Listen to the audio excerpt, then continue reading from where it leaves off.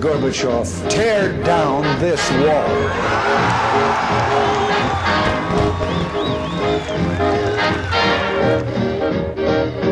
Berlin ist frei!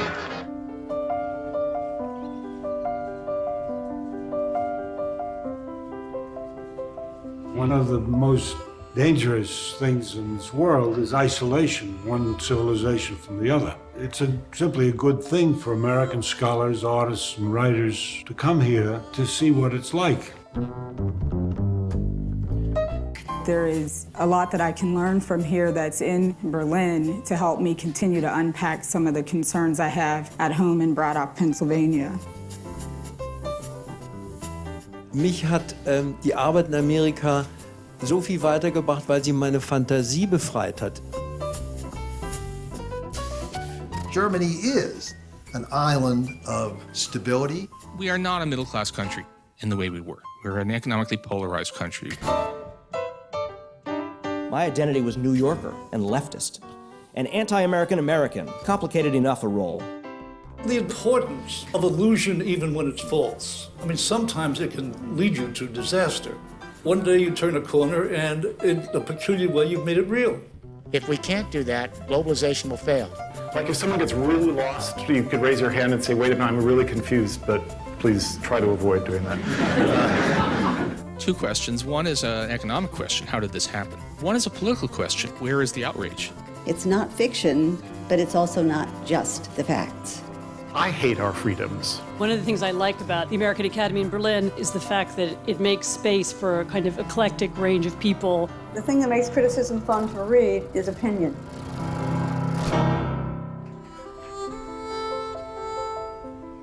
When I was ambassador to Germany, 1993-94, I discovered that the American troops in Berlin were going to leave in September of '94 and be replaced by nothing. And I thought this was a terrible mistake. So I thought up this idea of the American Academy in Berlin. Seine Idee ist Wirklichkeit geworden. Vor 5 Jahren gab Richard Holbrooke den Anstoß zur Gründung der Academy. Das Ziel: wissenschaftlicher und künstlerischer Austausch auf höchstem Niveau, finanziert von privaten Sponsoren. The strength is the intangible bonds that are being created and opportunities for exchanges of ideas. We showcase the best of what America has to offer, our best thinkers, our best artists.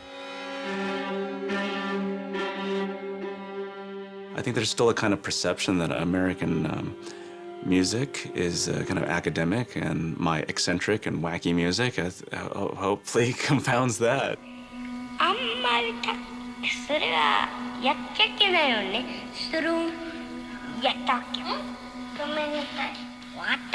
Maybe that's part of my mission, you know, to represent the diversity of America in this highly vetted place.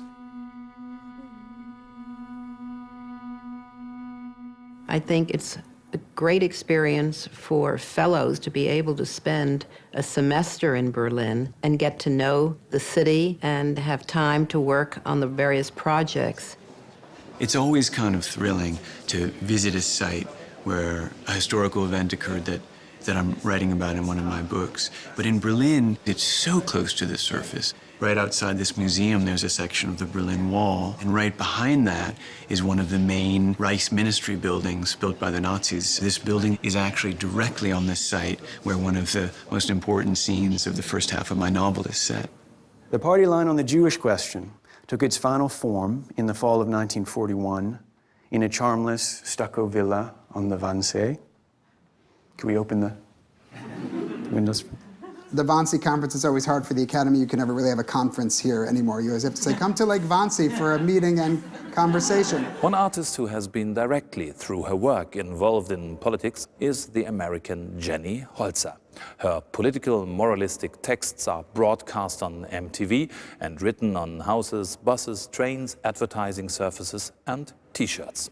The latest of her works is an illuminated, moving text in the Reichstag in Berlin. And now she's back. I had the idea of using the speeches that have been given in this building or in the other German parliaments, the things that were said from the time of the Kaiser when there was a debate about whether to build this institution, all the way through to the recent discussions about whether it was appropriate to occupy this building. It was the Kellen-Arnhold family that made the American Academy possible. When Holbrooke had this idea of an American Academy in Berlin, what really made it possible, this had belonged to the family of Hans and Ludmilla Arnhold. When they moved to the US, Hitler's second economics minister took it over. After the war, the US Army took it over, and it became a club for non-commissioned officers and one of the best-known American sites in Germany because people would do their R&R here. When the wall fell and the Berlin Brigade left, it was empty. So Holbrooke visited Anna Maria Kellen, who grew up in this villa with her parents and her sister. Stephen Kellen was an early supporter of the American Academy in Berlin. He immediately wrote a check for $5 million to rehabilitate the villa and make it suitable for our fellows. Eine Eliteschmiede ohne Mäzenin. Anna Maria Kellen lebte bis zur Flucht vor den Nationalsozialisten Mitte der 30er Jahre in diesem Haus. Bis dahin gingen bei der jüdischen Bankiersfamilie am Wannsee zahlreiche Künstler aus und ein.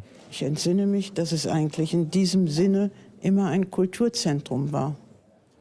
I think it's very important that the Academy bridge the relationship between Germany and America. That's what my father did in his career, and that's what we would like to continue. The Academy is passionate about enabling the kinds of conversations that don't happen elsewhere. Some are on the record, some are off the record. You cannot always wait for the next conference to be invited by the American ambassador. Government institutions are limited in what they can do, what programs they can carry on, and there's always the chance that politics gets involved. In my experience, the American Academy is unique. I don't know of a facility like this anywhere else in the world. Idyllic, but also a place of provocation. It was here where the late American writer Susan Sontag read out her manifesto in the aftermath of September 11, which sparked controversy worldwide.